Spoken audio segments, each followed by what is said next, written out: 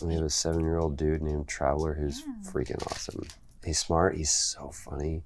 Yeah. He's at the perfect age right now where farts are just the funniest thing to him. His like awareness of kind of like what I do has come online. Oh, And wow. so he's he doesn't play Fortnite, but he's obsessed with Fortnite. Yeah. He likes coming up with stories. And so he's created this whole alternate version of my character, Jonesy. And he's like, I want to play, you play Jonesy, I want to play Dark Jonesy. And I was like, what does that mean? He goes, well, Dark Jonesy is like the evil version of Jonesy, and he's got red eyes. I'm like, wait, this is like, can we pitch this to... Right. I think Epic would be interested in this. There was this one podcast that I had listened to with you that actually like stuck out in my mind, where you're talking about stoicism. It's been transformative. A lot of times when I found that there was some object that was a point of resistance, it could have been I didn't get the job that I wanted, or there was some kind of obstacle.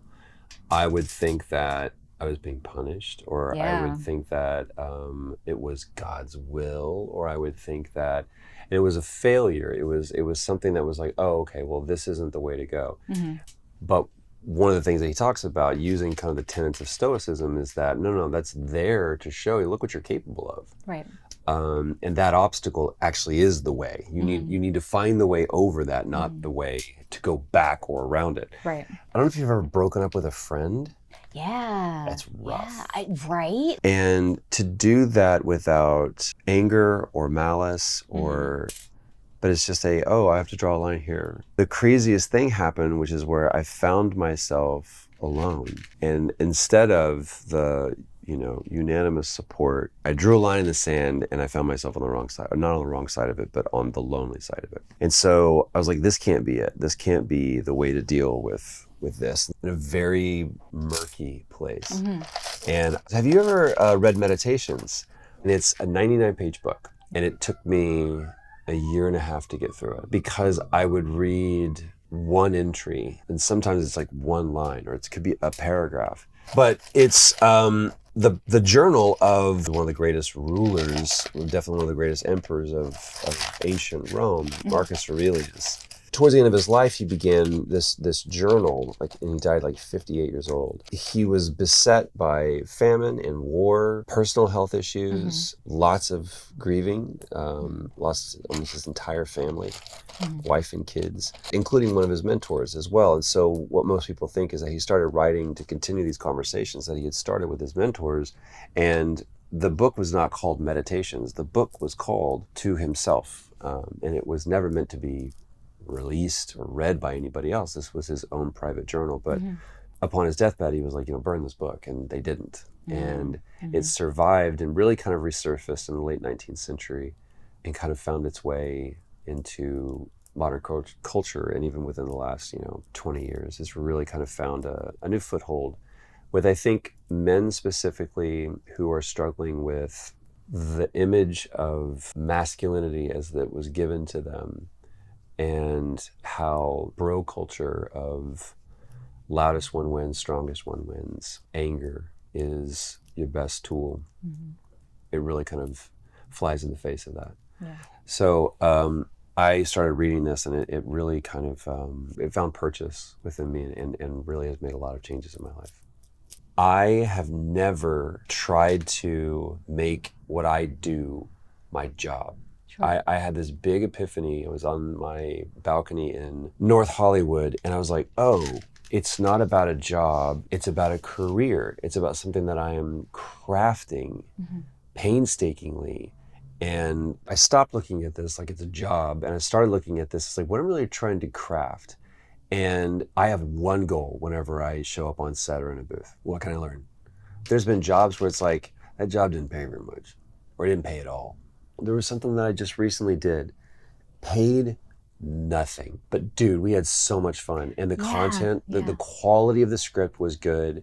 The people that were making this thing were incredible. And they came back, they were like, we got to pay you something. I was like, please don't. Put everything that you have on screen.